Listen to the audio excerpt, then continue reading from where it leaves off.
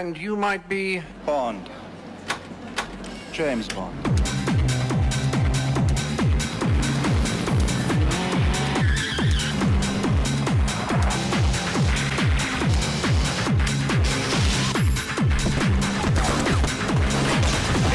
Please fasten seatbelt.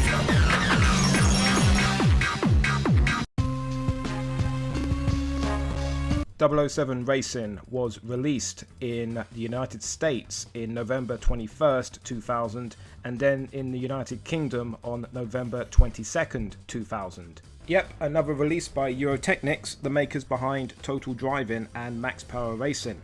It would be the last game they would release on the PS1, which would be ominous if it wasn't already 2000 when this one came out. And if it wasn't completely false, as the last one was actually F1 World Grand Prix, which I haven't played yet, and might not. Ladies and gentlemen, 007 Racing. It was published by EA Sports, it's in the game, and it doesn't feature a single microtransaction. The restraint. Late PlayStation titles always get a bad rap. They are either overlooked, unjustly compared to the PS2's earlier offerings, or even compared to current gen games, which baffles me. 007 Racing is way too ambitious and creative to be compared to that sort of cut and paste crap. 007 Racing is not an overlooked gem in the PS1 library. It's too infamous for that. Unfortunately for me, as you can tell this is going to be a positive review, I can't even say it is the best PS1 game that came out in 2000.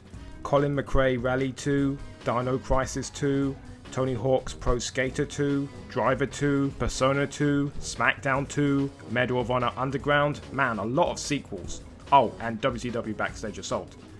A stacked lineup for sure that year, maybe the busiest the PS1 ever had.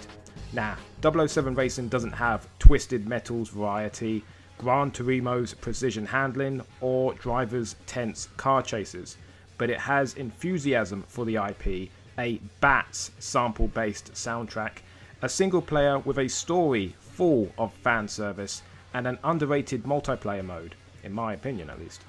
Yes, the cars and tracks are sparse, but for me and my brother, we had a banging time trying to blow each other up in the airport. You know, me trying to do that machine guns and smoke drifting thing from No Time to Die. It wasn't easy, but I got it a few times. Great stuff. The nostalgia is strong with 007 Racing, I will accept that, but it does look great for its time, especially the cars. Comparing the rendering to Gran Turismo would not be an overstatement.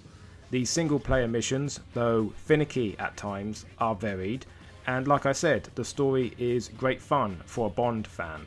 As I mentioned in my review of two other racing games from the same developer, analog support was still a pretty new thing at the time. Let's not forget that the first DualShock controller was released only 2 years before 007 Racing, and although stiff at times, the driving feels responsive enough to be entertaining for me at least. The novelty of this being the only Bond racing game to date holds a lot of charm, and with view counts for long plays for a game of such quality and reputation reaching the 6-figure mark, I feel I am not alone in that sentiment. The few gripes I have are, yes, it is in the lower half spectrum of PS1 racing controls, and like I said, the car selection is sparse, as are the multiplayer maps, with possibly only 5 each respectively.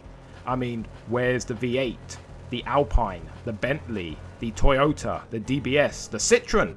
I could go on. And all the locales you could have based a map off of, instead of these generic shit like Volcano, Arctic Base. I mean, seriously? You couldn't even have one in space? I mean, Star Wars had a car combat game out already, for Christ's sake. So yeah, not perfect, but far from average. 007 Racing is a decent title that is worth checking out for anyone interested in Bond or the racing games of the time. Thank you. Please subscribe. Bye bye. Goodbye, Mr. Bond.